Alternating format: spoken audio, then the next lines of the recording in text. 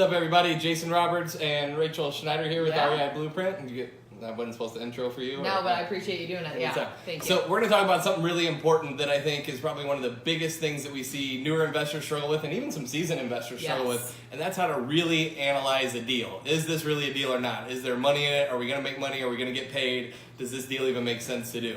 So Rachel and I have personally participated somewhere in the neighborhood of 7,000 real estate transactions in the last 18 years. So one of the benefits of that is you learn a little bit about what's a deal, what's not a deal, and I don't want to say that mistakes and then you learn from them. Yeah, I don't want to say that you ever have seen it all because we still deal the deal. Like, this has never happened before in 18 years, but all in all, we've come up with a bulletproof model. We've done close to 400 flip transactions. We've done 300 hard money loans. We've done thousands and thousands of real estate closings.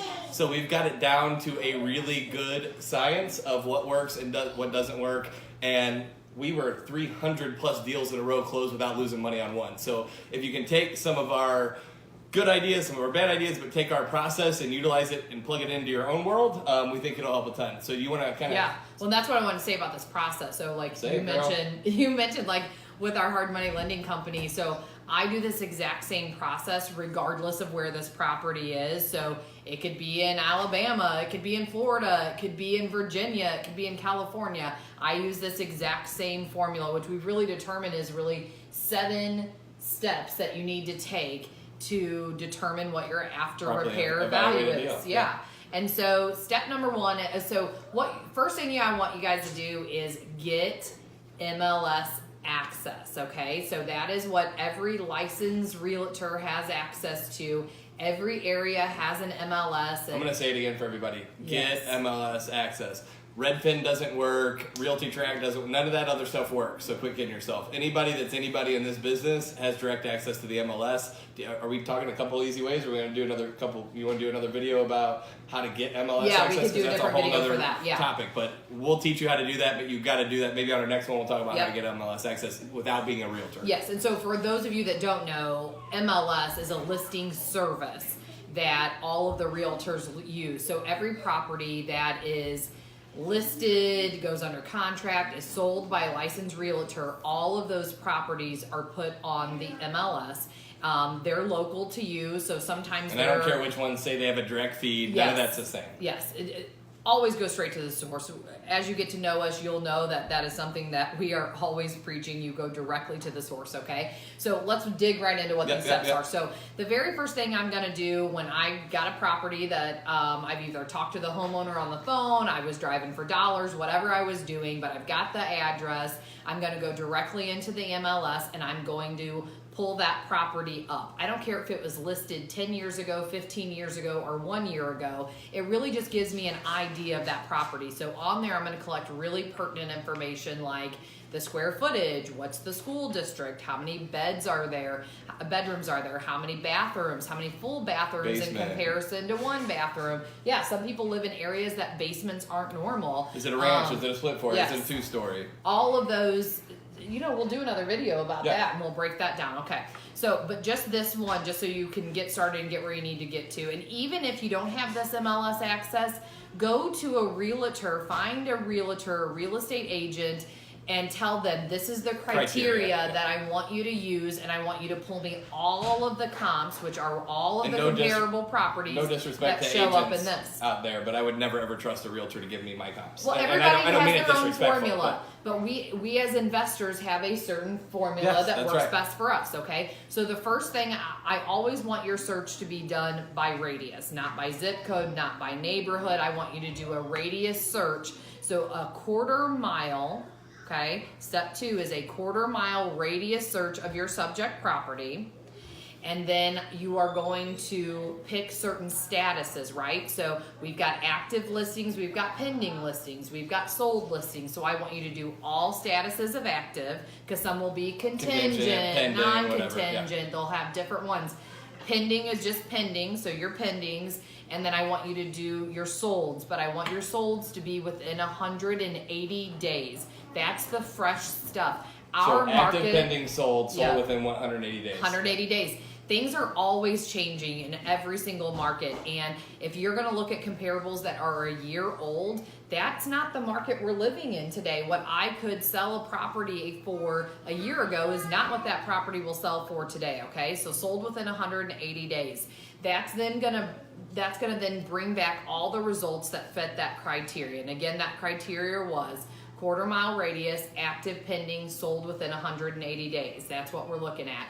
So as you're going through those, when you're looking at your actives, think of it like this.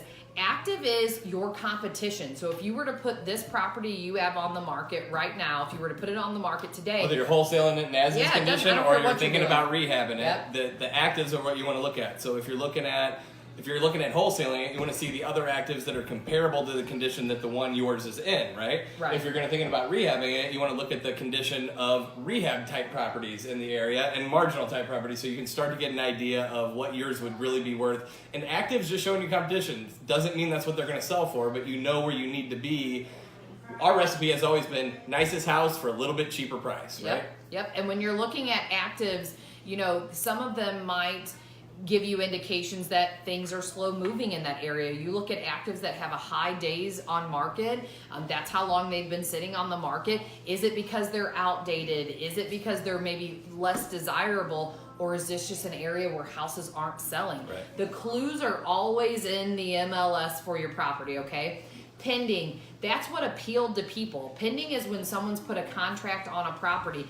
What about that property made it go into pending status compared to the other actives that are sitting on the market? So these are questions you're asking yourself as you're looking at these. Other thing to note on the pending is we don't know what price it's pending Absolutely. at. So just because it was listed at 150 doesn't mean it's pending at 150. Yes. Just so you know. Yep. And so next we're going to move into those solds. Those solds are where your numbers are going to come from, okay? Solds are facts, basically. You know, a lot of people like to throw numbers around, but facts are what matter, and solds are factual information to say this home with this square foot, with these beds, bath, fixed up in this condition is what this house sold for. So every single house that is comparable to mine, comparable in the style is the first one. So ranches to ranches, splits to splits, 2 stories to 2 stories.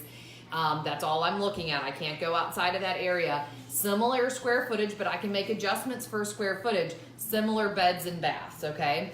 I am going to take all of the price per square foot, so you can break that down. You know, if something sold for $100,000 and it was 1,000 square feet, it sold at $100 per square. Right. And so you take whatever those dollar per square, and you can do that calculation. Sold price divided by the square footage is how you come up with that, but most MLSs will tell you what the price per square foot was.